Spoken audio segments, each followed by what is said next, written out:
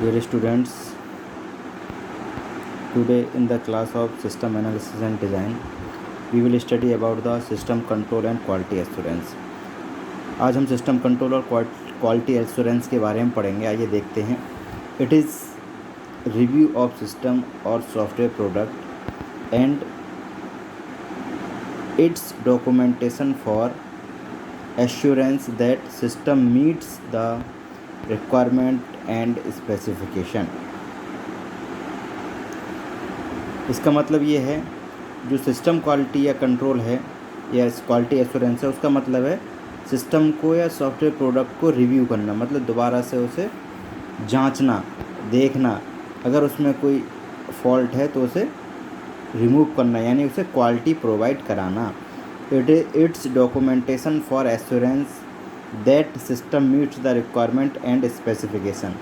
और इसका जो डॉक्यूमेंटेशन ये एश्योर करता है, यानी जो सिस्टम हम बना रहे हैं, सॉफ्टवेयर बना रहे हैं, तो ये रिव्यू करना ये एश्योर करता है कि जो सिस्टम है वो जो रिक्वायरमेंट है वो और स्पेसिफिकेशन के साथ मैच कर रहा है. ठीक है. तो जो इसके कुछ पॉइंट हैं सिस्टम क्वालिटी एश्योरेंस के, उसके बारे में बात करते हैं. Purpose of quality assurance is to provide confidence to the customer by constant delivery of product according to specification. Quality assurance का जो पर्पज़ है वो है कि जो कस्टमर हैं उन्हें कॉन्फिडेंस प्रोवाइड करना कि जो डिलीवरी प्रोडक्ट की उन्हें हुई है वो स्पेसिफिकेशन के अकॉर्डिंग ही हुई है.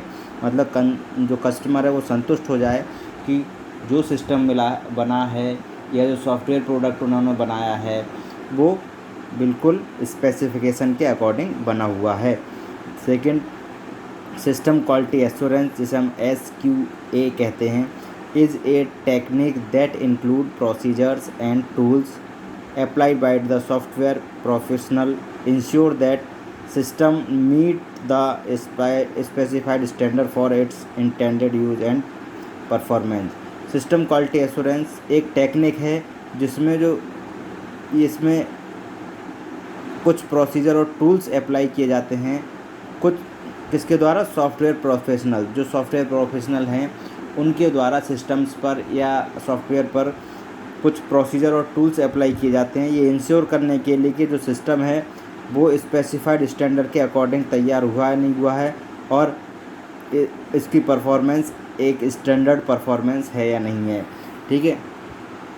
Then the main aim of SQA is to provide proper and accurate visibility of system project. और जो मेन उद्देश्य है सिस्टम क्वालिटी एश्योरेंस का कि वो सिस्टम के बारे में एक proper and accurate visibility provide कराती है. It's developed product to the administration. और जो उसका डेवलप्ड प्रोडक्ट है वो एक एडमिनिस्ट्रेशन के द्वारा डेवलप किया या एडमिनिस्ट्रेशन के लिए विजिबिलिटी प्रोवाइड कराता है.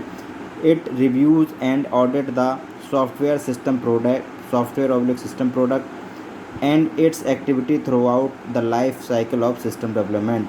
ये रिव्यू करती है, ऑडिट करती हैं सॉफ्टवेयर प्रोडक्ट को या सिस्टम प्रोडक्ट को और उसकी एक्टिविटीज़ को किसके through the life cycle of system development की लाइफ साइकिल के थ्रू ये सिस्टम के प्रोडक्ट को की एक्टिविटीज़ को रिव्यू करती हैं और ऑडिट करती है क्वालिटी एश्योरेंस. अब बात करेंगे ऑब्जेक्टिव ऑफ क्वालिटी एश्योरेंस की. The objective of conducting quality assurance are as follows. सबसे पहला ऑब्जेक्टिव है to monitor the software development process and the final software system develop. ये मॉनिटर करना है कि सॉफ्टवेयर सिस्टम डेवलपमेंट का प्रोसेस क्या है और फाइनल जो हमारा सिस्टम या सॉफ्टवेयर डेवलप्ड हुआ है वो क्या है, ये मॉनिटर करना. ये क्वालिटी एश्योरेंस का काम है. To ensure whether the system project is implementing the standards and procedures set by the management. ये इंश्योर करना कि जो सिस्टम प्रोजेक्ट या सॉफ्टवेयर प्रोजेक्ट हम तैयार कर रहे हैं या जो इम्प्लीमेंट कर रहे हैं, तो जो स्टैंडर्ड और प्रोसीजर हैं जो उस पर इम्प्लीमेंट किए जा रहे हैं वो मैनेजमेंट के द्वारा सेट किए गए वही इम्प्लीमेंट हो रहे हैं या उनमें कुछ चेंजेस हो रहा है. ठीक है. तो यानी कि जो स्टैंडर्ड और प्रोसीजर हैं वो बिल्कुल एक्यूरेट होने चाहिए इम्प्लीमेंटेशन के time. To notify groups and individuals about the SQA activities, और जो ग्रुप्स और इंडिविजुअल्स इससे जुड़े हुए हैं तो सिस्टम क्वालिटी एश्योरेंस एक्टिविटीज़ के बारे में उन्हें नोटिफाई किया जाए, उन्हें नोटिस दिया जाए या उन्हें मैसेज दिया जाए, उन्हें अलर्ट किया जाए, and result of these activities, और उसके अकॉर्डिंग इन एक्टिविटीज़ का जो रिजल्ट आ रहा है उसको देखा जाए। ठीक है, to ensure that the issues which are not solve within the software are addressed by the upper management, और ये भी इंश्योर करना है इसका काम कि जो भी इशू इसमें आ रहे हैं सिस्टम या सॉफ्टवेयर में वो अपर मैनेजमेंट के द्वारा सॉल्व किए जा रहे हैं या नहीं किए जा रहे हैं, एड्रेस्ड किए जा रहे हैं या नहीं किए जा रहे हैं। Next, to identify deficiencies in the product में जो डिफिशियंसीज हैं उन्हें आइडेंटिफाई करना, प्रोसेस में जो डिफिशियंसीज हैं उन्हें आइडेंटिफाई करना, और the standard and fix them, और उस जो स्टैंडर्ड है उसे आइडेंटिफाई करना कि स्टैंडर्ड मेंटेन हो रहा है या नहीं हो रहा है, और जो भी डिफिशियंसीज हैं उन्हें फिक्स करना यानी कि रिमूव करना। ठीक है, अब बात करेंगे सिस्टम मेंटेनेंस टेक्निक के बारे में। सिस्टम मेंटेनेंस की कुछ टेक्निक्स है उनके बारे में देखते हैं। तो सबसे पहले है emergency maintenance. This is due to the malfunctions or bugs in the system whether maintenance is urgent and usually call for immediate attention। इनका कहने का मतलब कुछ ऐसे malfunctions या bugs सिस्टम में आ जाते हैं जिनके लिए इमीडिएट मेंटेनेंस की ज़रूरत होती है या इमीडिएट अटेंशन की ज़रूरत होती है। The malfunction is because it has not been tested completely। ये इसलिए आते हैं क्योंकि जो हमारा सिस्टम है वो कम्प्लीटली टेस्ट नहीं हुआ है।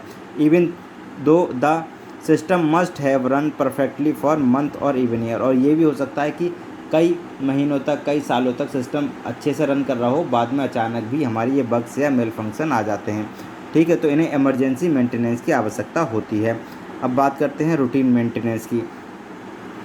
रूटीन मेंटेनेंस में जैसा कि हमने रूटीन के नाम से पता चल रहा है कि प्रॉपर जैसे मान ली मंथली करना है, ईयरली हमें चेकअप करना है, भले ही उसमें प्रॉब्लम हो ना हो, लेकिन हमारी जो मेंटेनेंस वो प्रॉपर होनी चाहिए, रूटीन में रहनी चाहिए। Routine maintenance is required to keep system performance in order as it reflect the organisation environment. जो रूटीन मेंटेनेंस है वो सिस्टम की परफॉर्मेंस के अकॉर्डिंग रिक्वायर होती है और जो कि रिफ्लेक्ट करती है ऑर्गेनाइजेशन के इन्वायरमेंट को। ठीक है, the activities may be rewrite manual procedure, conducting training sessions, altering report format and contents. इसमें जो आ जाती हैं रूटीन मेंटेनेंस में, जैसे कि द एक्टिविटीज़ जो मैनुअली प्रोसीजर्स हैं वो, कंडक्टेड ट्रेनिंग सेशंस, ये सारी चीज़ें, अल्टरिंग रिपोर्ट फॉर्मेट, कंटेंट्स, ये सारी चीज़ें हमारे रूटीन चेकअप में आ जाते हैं, रूटीन मेंटेनेंस में आ जाते हैं। ठीक है, जिन्हें हमें प्रॉपरली मेंटेन करना होता है। अब बात करते हैं सिस्टम इम्प्रूवमेंट मेंटेनेंस, यानी कि ऐसा मेंटेनेंस जो सिस्टम को इम्प्रूव करने का काम करता है। When a new system is implemented, जब हम नए सिस्टम को इम्प्लीमेंट करते हैं, user may suggest additional improvements to the system, तब जो यूज़र हैं वो उसमें कुछ एडिशनल इम्प्रूवमेंट को सजेस्ट करते हैं कि नया सिस्टम हमने लॉन्च किया, मान लीजिए किसी यूज़र के अकॉर्डिंग उसमें कुछ कमी है, किसी यूज़र के अकॉर्डिंग उसमें और इम्प्रूवमेंट्स होने चाहिए, तो वो सारी चीज़ें हम क्या करते हैं, इम्प्लीमेंट करते हैं अपने सिस्टम में। To make the changes the analyst determine if it can be made with the existing database and develop the necessary manual and computer procedure to satisfy the requirements. तो अगर जैसे मान ली suggestion हमने लिए improvement के लिए, तो improvement भी इस तरीके से करेगा एनालिस्ट जो है वो ये डिटरमाइन करेगा कि जो इम्प्रूवमेंट हम करने जा रहे हैं एग्जिस्टिंग सॉफ्टवेयर में या सिस्टम में, उसके आधार पर कहीं हमारा ऐसा ना हो जो ओरिजिनल डेटाबेस है डेवलप्स है वो चेंज हो जाए, तो इसका भी हमें ध्यान रखना होता है। तो उसके लिए हमें सिस्टम इम्प्रूवमेंट मेंटेनेंस की ज़रूरत होती है। और अब बात करते हैं issues of system maintenance. System maintenance में क्या क्या इशूज़ आते हैं उसके बारे में बात करते हैं। The system always undergoes continued modification due to various reasons. System हमेशा उसे मॉडिफिकेशन की ज़रूरत होती है, कभी भी कोई भी रीजन्स उसमें आ सकता है जिसकी वजह से उसे मॉडिफिकेशन की ज़रूरत हो। The application system need changes and sometime it takes away half or more an organization have adapt to principle of setting and budget for main maintenance and perform only the highest priority maintenance work। इनका कहने का मतलब ये है कि जो system application system है वो कभी कभी उसे चेंजेस की ज़रूरत पड़ती है और सम टाइम उसे कुछ मेंटेनेंस की ज़रूरत पड़ती है। तो जो ऑर्गेनाइजेशन है उसे एक बजट तैयार करना चाहिए कि जो प्रॉपर मेंटेनेंस होता रहे, ठीक है, बग क्योंकि जो इश्यूज़ हैं मेंटेनेंस के बारे में ना क्रिएट हो। The personnel working in the information system do not wish to spend most of their time maintaining और trying patch up system designing and implementing. और दूसरा इशू क्या हो सकता है, पर्सनल वर्किंग, यानी जो पर्सन्स या ह्यूमन पावर वर्किंग कर रही है उसका मान लीजिए काम नहीं है, ज़्यादा लंबे समय तक काम करे वो, ठीक है, उसका मन नहीं है, उसकी इच्छा नहीं है, तो वो क्या करेगा, तो जल्दी ही काम को पैचअप कराना चाहिए। यानी कि अगर मान लीजिए मन नहीं है, उस बिना मन के काम किया जाएगा तो गारंटेड इश्यूज़ आएंगे, सिस्टम हो चाहे कोई भी वर्क हो, तो ये एक इशू आ सकता है। दूसरा maintenance programming causes more failure than the developing programming, यानी कि जो मेंटेनेंस प्रोग्रामिंग है वो कई फेलियर्स प्रोवाइड करा देते हैं सिस्टम में, डेवलप कर देते हैं। It is the maintenance programmer is not familiar with the program. जब मान लीजिए कोई मेंटेनेंस प्रोग्रामर उस प्रोग्राम या सिस्टम से फेमिलियर नहीं है तो वो उसमें कोई भी मिस्टेक कर सकता है या उसको क्या कर सकता है, मैनेज नहीं कर पाएगा। तो इस तरीके की इशूज़ भी हमारे सिस्टम में आ सकते हैं। तो उस तरीके की ये कहना है, अगर कोई असाइन कॉम्प्लेक्स मेंटेनेंस प्रॉब्लम, अगर कोई क्या कहते हैं कॉम्प्लेक्स मेंटेनेंस प्रॉब्लम आ रही है तो मोस्ट नॉलेजेबल पीपल, ठीक है, को यूज़ करना चाहिए जिससे कि जो फेलियर है वो रिमूव किया जाए।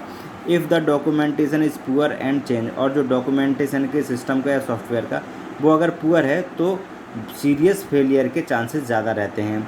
टू ओवरकम दिस, इसे ओवरकम करने के लिए the management is responsible to ensure that all programmer are properly documented.